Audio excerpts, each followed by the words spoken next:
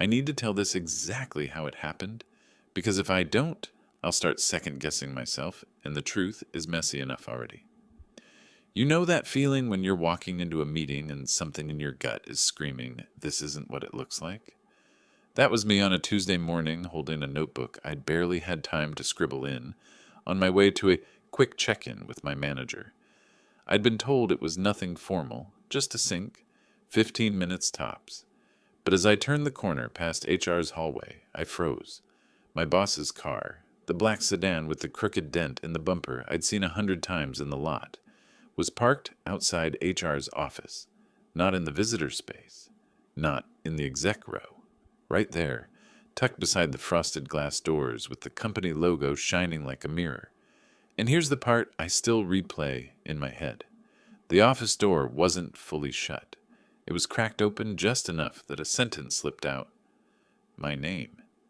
Then the words, "exit package." I don't know if you've ever had your stomach drop so fast you feel like your body isn't yours anymore, but I swear my hands went cold even though the hallway was warm. That's when I did something I never thought I'd do at work. I pulled out my phone, thumb shaking, and tapped record. I didn't lean in closer. I didn't try to look through the crack. I just stood there like a shadow against the wall, listening to my own heartbeat hammer through my chest. Inside, voices I knew better than my own voicemail. HR's measured, rehearsed tone. "We'll frame it as performance alignment issues." My boss's clipped reply. "It has to be before the audit next week." The scrape of a chair, a shuffle of papers, the sound of someone clearing their throat like they were practicing a script. In that moment, something inside me clicked. Fear, yes, but also clarity. I realized they weren't just talking about a meeting, they were talking about me. I remember staring at the company motivational poster on the wall, the one with the tagline, "Integrity, Accountability, Trust," and wanting to laugh out loud, because right then, just a few feet away, they were plotting how to erase me like a typo in their quarterly report.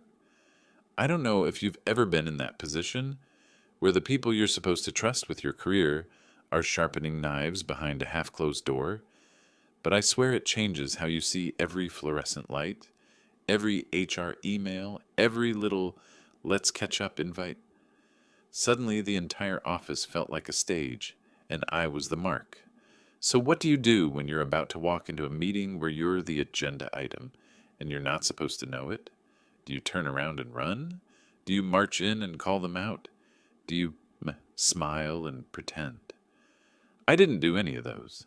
I just stood there, notebook pressed against my side, phone recording in my hand, and thought, if I play this right, this isn't the end of my story. This is the start. And before I go further, because trust me, it gets worse, and then it gets better in ways they never saw coming. Let me pause for a second. If you're hearing this and you've ever felt blindsided at work, if you've ever had your job, your reputation, your sanity put on the line by someone with more power and fewer morals, hit that like button so more people see this. Drop a comment, even if it's just your city, because stories like these have a way of connecting us. And if you want to know exactly how this went down, subscribe so you don't miss the next part. Because what I heard outside that HR door, that was just the beginning. People like to imagine corporate betrayals as sudden lightning strikes. One bad email, one wrong word, and you're gone. But the truth is, it builds slowly, like rust under paint. By the time you see it, it's already eating through the structure. The rust in my case started months earlier.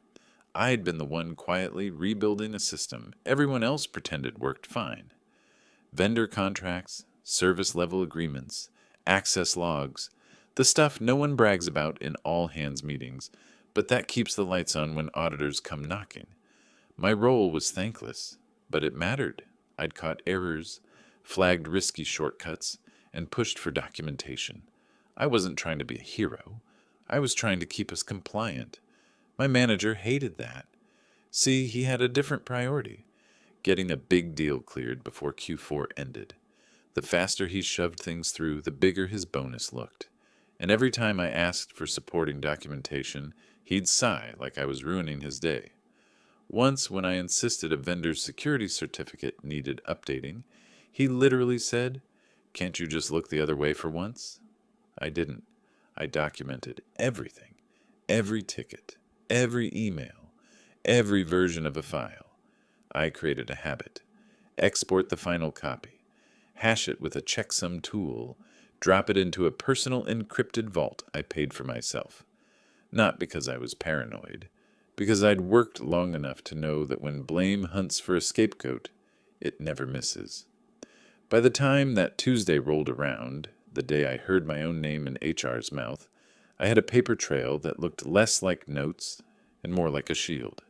Time-stamped deltas, emails showing when directives changed, screenshots of internal tools with IDs you couldn't fake. I hadn't set out to build a defense, but that's what it became. And the irony? The thing my boss wanted erased most was the one thing that proved he was lying. There was a vendor integration last fall. The kind of thing that seems small, just updating access permissions for a shared database. My boss pushed me to skip the formal sign-off because it's internal, nobody will check. I refused, got the sign-off, and logged the change. Months later, I discovered he'd gone back into the system himself, overriding permissions without approval. He left fingerprints all over it, timestamps, admin IDs. I flagged it, froze the change, escalated, and that's when his smile toward me curdled into something sharper. He never forgave me for that. After that, little things started happening. My access requests timed out. Calendar invites from leadership skipped my name. My deliverables were mysteriously missing from shared drives, even though I had receipts showing I uploaded them. I'd confront him, and he'd shrug. "Maybe you're not as organized as you think." I learned to stop arguing and just keep stacking proof. Every incident went into the vault.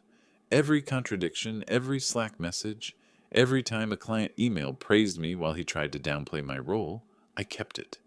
Not because I thought I'd need it, because I knew one day someone might say, "Show us." And when that day came, I wasn't going to rely on memory. The day before the meeting, I did one last sweep. I pulled the key documents, about 200 pages in total, and sealed 2 printed copies in envelopes with my initials across the flap. One I slid into a drawer at home. The other I tucked into my work bag, just in case. So when I heard exit package outside HR, I wasn't entirely defenseless. I remember standing in that hallway, phone recording in my pocket, and realizing something. They were counting on me being blindsided, emotional, unprepared. They thought I'd walk in with nothing but my notebook and a shaky voice. They had no idea I had receipts. That thought steadied me in a way I can't explain. My pulse was still racing, but underneath it was a strange calm. I wasn't just their target, I was their liability. And if they wanted to erase me before the audit, then maybe the best thing I could do was make sure the audit saw everything. You'd think overhearing your own professional execution would feel like a nightmare. Blurred edges, unreal, a scene you wake from. But it wasn't like that. It was sharp. Every sound from inside that office carved itself into my brain. I pressed my back against the cool dry wall, barely breathing, my phone still recording. The crack in the door carried just enough for me to piece it together. HR first. Calm, almost rehearsed. We'll position it as performance alignment. Too much detail, not enough delivery. That phrase works well. Then my boss. His voice was tight, clipped. The same tone he used when he was shutting down objections in meetings. It needs to happen before the audit. We can't afford her dragging compliance questions into the review. A pause. Paper shuffling. Someone exhaled. Then HR again. We'll prep the termination memo. Effective date Friday. Access revoked at 4:45. Friday, 4:45. They had it down to the minute. I wanted to laugh and cry at the same time. Here I was, planning to meet my manager for what I thought was a casual check-in, and they were scheduling the exact minute I'd be digitally erased. And then, the phrase that made my skin prickle. My boss again, lower, like he was testing the words in his mouth. It's just a pretext. The board won't look too closely. Pretext. He actually said the word out loud. I don't know what hit me harder in that moment, the betrayal or the stupidity. Who actually says that in HR's office? Who admits it's fake, out loud, where anyone might overhear? But maybe that was the arrogance. He thought no one was listening. He thought the hallway was empty. I glanced down the corridor, no one else in sight. Just me, invisible. A notebook pressed to my ribs, my phone running. Every instinct told me to run, to get out before someone opened that door and saw me standing there. But another instinct, stronger, told me to wait, to keep listening. Because sometimes the most dangerous thing you can do is walk in too early without the whole picture. They went on for another few minutes, rehearsing phrases like actors, not a fit for evolving culture. Struggles with collaboration. Lacks executive presence? Each sentence was a dagger I recognized. Corporate speak sharpened into weapons. I wanted to burst in and throw their own words back at them, but instead I just let my phone capture every second. When the conversation lulled, I knew it was my moment to move. I slipped down the hall, heartbeat hammering, forcing my steps to sound casual, past the copy room, nodded at a coworker I barely knew, pretending everything was fine. Inside, my head was a storm. The first thing I did was duck into an empty conference room, closed the door, sat down, replayed the recording once, just enough to confirm it was clear. My name, the phrases, the time, all audible. My hands were shaking so bad I almost dropped the phone, but the file saved. Then I did what I always did. I documented. I wrote down the exact time I heard it, who was present, the phrases used. I labeled the recording, uploaded a backup to the encrypted vault, and even sent a password-protected copy to my personal email, with the subject line, "If anything happens to me, here's why." I didn't stop there. I thought about next steps. How do you fight back when the people holding the knives also hold your paycheck? That's when I made a choice. I wasn't going to wait for their move. I booked a same-day skip-level meeting with the CEO's chief of staff. My reasoning was simple. If they were planning to erase me quietly, shining light early was my best protection. But within minutes, the invite disappeared from my calendar. Cancelled. No explanation. Just gone. And I didn't need anyone to tell me who'd done it. My manager controlled calendar permissions. He saw the invite. He killed it. That's when the reality set in. They weren't just building a case against me. They were controlling the stage, the lights, the script. And if I didn't find a way to flip it, I'd be walking into their trap. Blind. So I took a breath, closed my notebook, and told myself one thing. If they wanted a script, I'd give them a story they'd never forget. If there's one thing corporate life teaches you, it's that appearances matter more than reality. At least until reality walks in with a receipt. That was my plan now. Make sure every step I took was wrapped in appearances so airtight that when reality finally hit, no one could deny it. The first move was obvious. Visibility. They wanted me isolated, easy to cut out, so I forced my work into the open. Every critical document I'd been maintaining, vendor reports, compliance notes, KPI trackers, I duplicated it into shared drives with proper access permissions, not hidden in private folders, not stashed on my desktop. Right there, visible to leadership and audit alike. If they tried to claim I was hoarding files or failing to share, the timestamps would prove otherwise. The irony was delicious. They had spent weeks whispering about my supposed lack of collaboration, and now I looked like the most transparent employee in the department. Next came the requests. I stopped letting directives live in hallway conversations or whispered Slack pings. Every instruction from my boss or manager, I asked for, clarification in writing. Innocent. Polite. Just want to make sure I understand priorities. Should I focus on finalizing the vendor controls doc this week, or pivot to the SLA draft you mentioned? It sounds harmless, but the beauty was in the contradictions. My manager would reply one way, my boss another. Within hours, I had written proof that I was being given conflicting priorities. proof that any performance issue was a construct of their own mismanagement. And then I pulled the riskiest lever of all: legal. One morning, I drafted a short, neutral question about audit procedure. Nothing dramatic, just, can you confirm that any late-stage changes to vendor agreements must go through documented review for compliance purposes? I CC'd my boss and manager like it was just part of my normal process. The response came back an hour later, straight from a corporate counsel I'd never even spoken to before. Yes, all changes must be logged and auditable. Boom, in writing. Exactly the opposite of what my boss had been pushing. And now legal was in the thread. It was like watching dominoes line up in slow motion. I wasn't knocking them over yet. I was just making sure they were standing in the right order. Still, paranoia was setting in.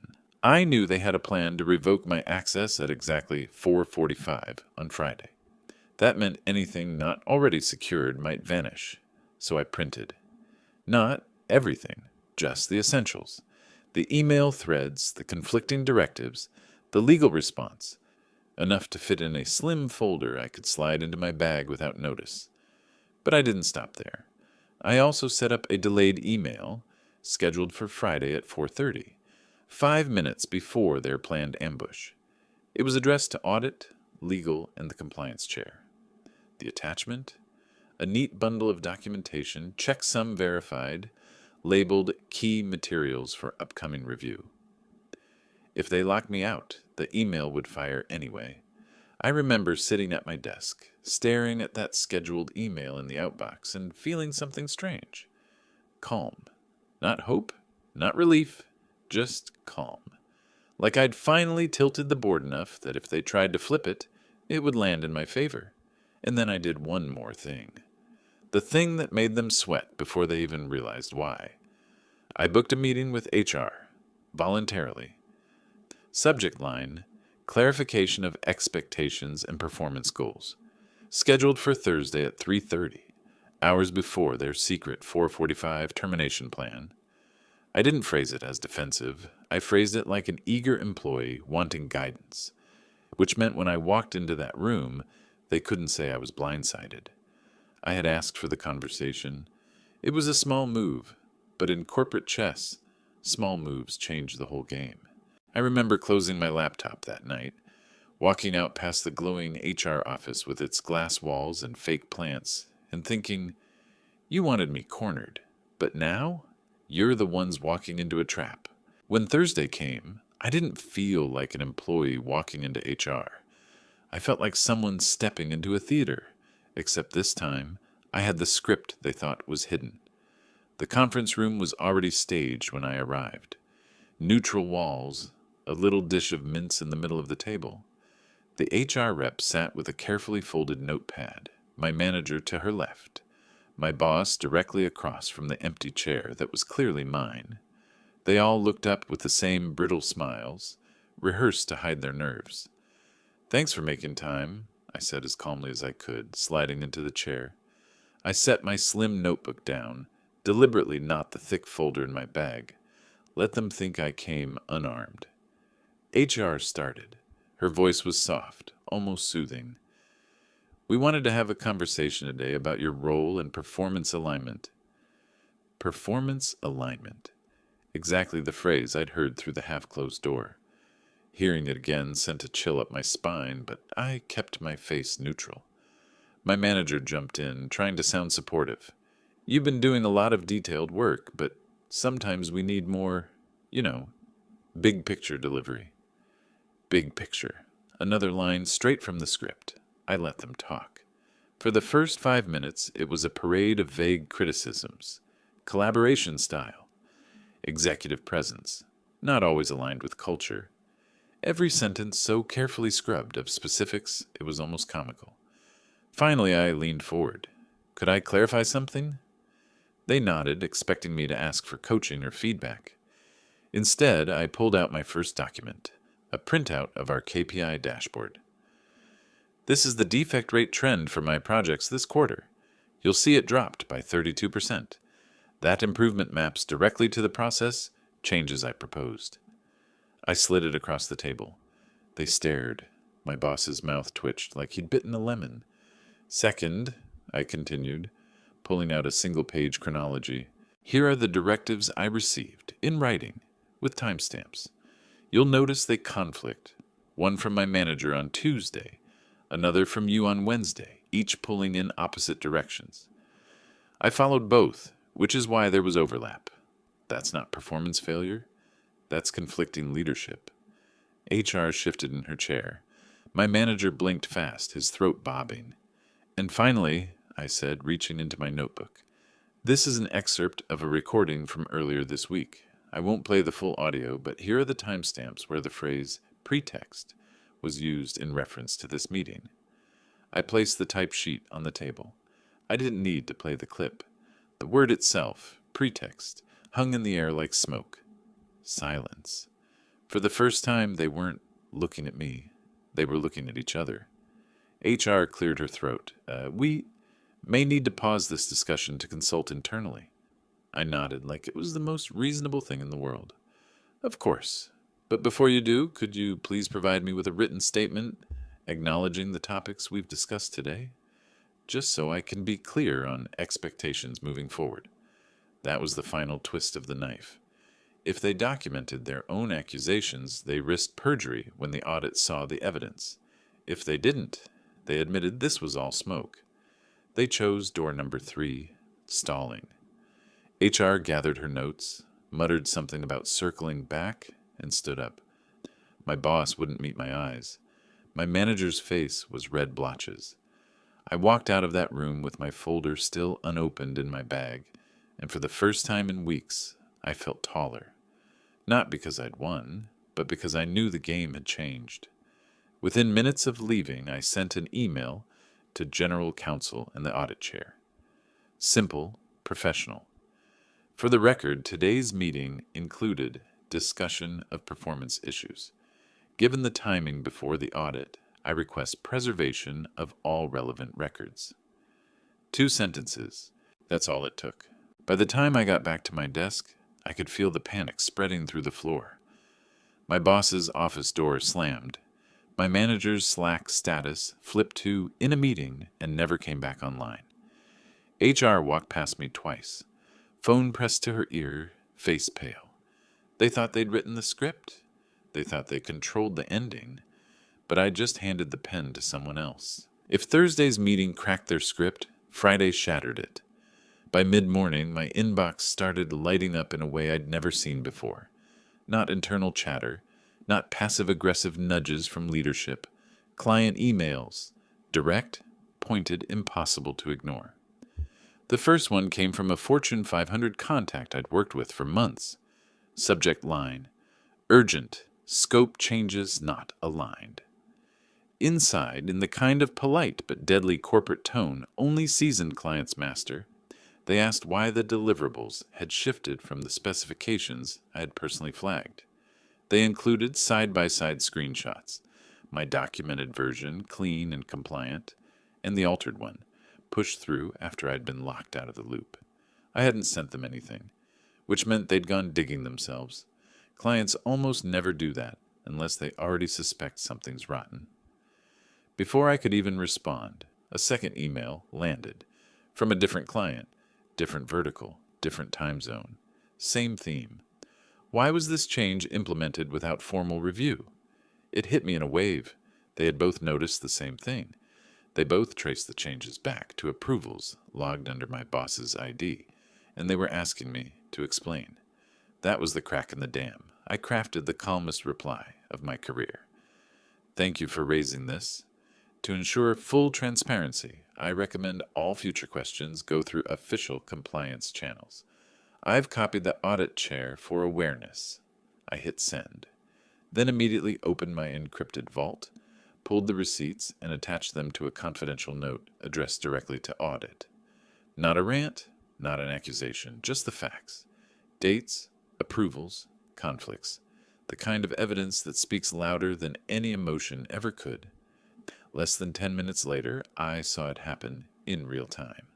Audit replied, all caps in the subject line, hold any employment action pending investigation, copied to HR, legal, my boss, my manager, and the CEO.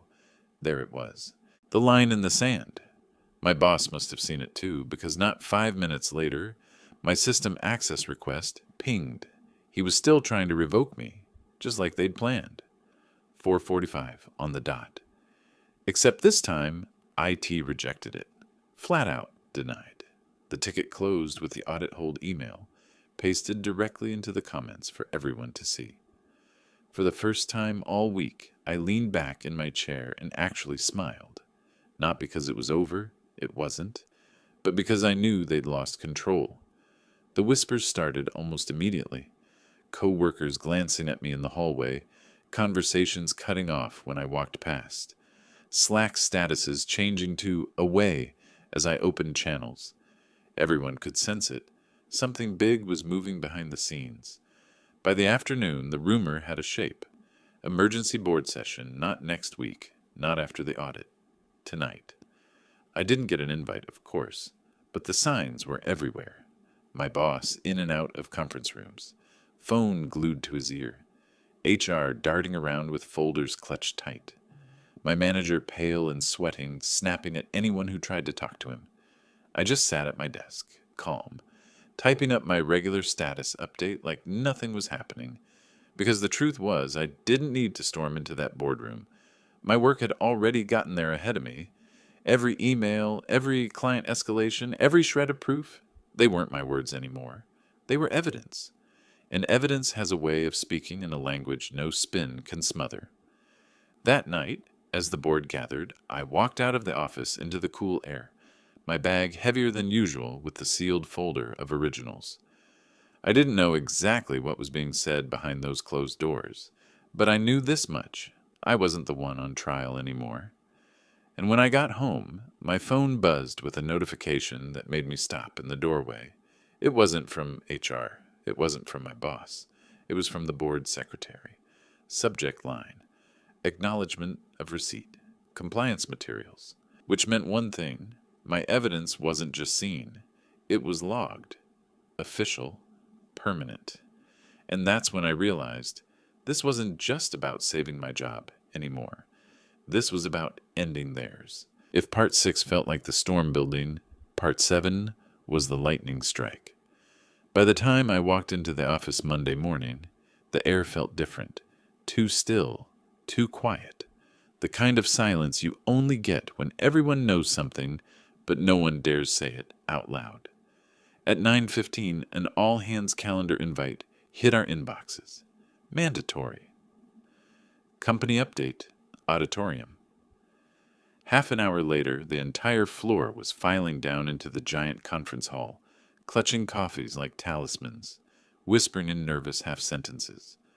On the stage, the CEO. Beside him, the general counsel. And in the front row, my boss and manager, both stiff as statues, faces drained of color. HR wasn't even there. The CEO didn't bother with small talk. He opened a folder, scanned a page, and began reading. His voice was calm, deliberate, each word chosen like a scalpel cut. Following a review conducted by the audit committee, the board has determined that certain members of leadership engaged in misconduct, including interference with compliance processes, retaliation against employees, and breach of internal controls. The room went so silent you could hear the HVAC humming. People glanced at each other wide-eyed, realizing exactly who this was about. The CEO's eyes flicked toward my boss. Effective immediately. Boss's name is terminated for cause. He didn't soften it. No euphemisms, no pursuing other opportunities. Just terminated for cause. Gasps rippled through the room. My boss sat frozen, jaw clenched so hard it looked painful. Then the CEO turned a page. Additionally, manager's name is relieved of managerial responsibilities and placed on administrative leave pending further review. My manager swallowed hard, face blotched red. He stared at the floor like it might open and swallow him. The CEO didn't stop there. Human resources leadership associated with this matter has also separated from the company. Gone. Just like that. HR, who'd rehearsed my exit package like it was a Broadway script, Erased instead. For the first time in weeks, I let myself breathe. The CEO closed the folder. We take our values seriously. Integrity, accountability, trust. These actions reinforce our commitment. Thank you. And that was it. No applause, no questions. Just stunned silence as the meeting ended and people filed out in whispers. I stayed seated for a moment, letting it sink in. They had planned to walk me out quietly, to revoke my access at 4:45, like I was disposable. Instead, the board had turned the spotlight around, and they were the ones being erased. As I walked back upstairs, my phone buzzed. An email from legal. As part of resolution, you will be placed on paid garden leave with full benefits. Additionally, per your request, the company will provide a neutral reference. Attached, please find a signed acknowledgement that your remediation work was correct and essential to audit readiness. It was everything I needed. Clean exit, reputation intact, proof in writing that I'd been right all along.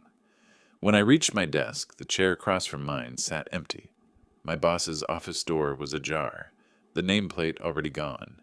HR's glass office dark, plants still sitting inside like abandoned props. People were watching me differently now, some with sympathy, some with quiet admiration, a few with guilt, knowing they'd seen what was happening and stayed silent. I didn't hold it against them. I understood the fear. But me? I felt none of it anymore. Because for the first time in this entire nightmare, I wasn't the one carrying the weight. The board had spoken. And in this company, their word was law. I didn't go back to my desk after that, all hands. Not really. I packed my things slowly, deliberately, like someone closing the final page of a book. A framed photo, a couple of notebooks, the sealed folder I'd carried like armor for weeks. That was it. No security guard escorted me out, no revoked badge.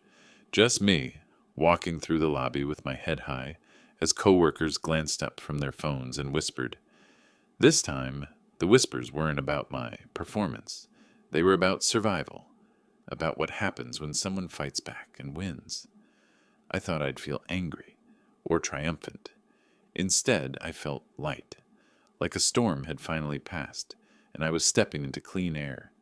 The garden leave gave me space to breathe, weeks of being paid to not sit under fluorescent lights, to not defend myself against invented narratives. I slept in, went for walks, even picked up old hobbies I'd abandoned to late-night deadlines. For the first time in years, I remembered what my life looked like outside of Outlook calendars and KPI dashboards. But the story didn't end there, because while I rested, the phone started ringing. Quietly at first, then louder. Clients I'd worked with, the ones who'd seen the mess firsthand, started reaching out. Not to gossip, to ask if I'd considered joining them.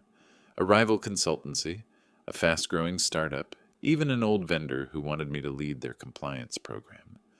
One offer stood out. Director of Risk Programs at a consultancy known for doing things by the book. More autonomy, better pay, and this part still makes me smile. 3 of our former clients had already signaled they'd move their business if I joined. I didn't hesitate. I signed. On my first day there, walking into an office that still smelled of new paint, I realized something. I hadn't just escaped. I'd traded up. And then came the moment that sealed it all. A few weeks later, I had to cross downtown for a client lunch.